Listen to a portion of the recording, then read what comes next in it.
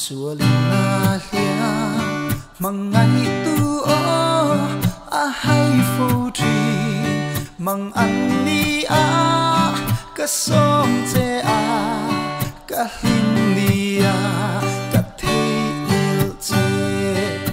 i kia nga len chua na him si lo hen hi zir ti rang che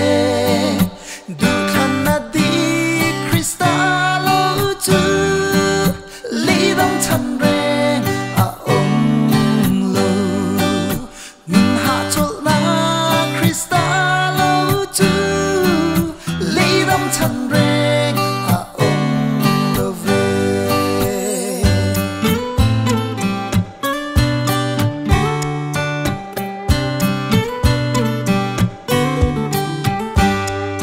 he shin hian par lung chua se chum ruwa tui pai chilo yang in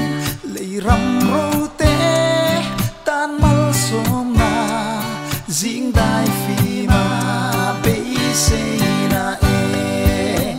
i kia na lu chua na him si lo hen hi zir ti rang che du khan na di kristalo chu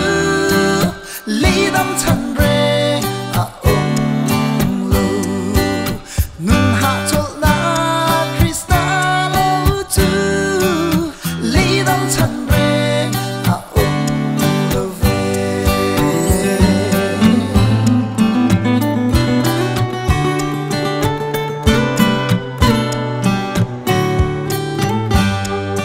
ka cham re lo he lei ram man đầm lại lung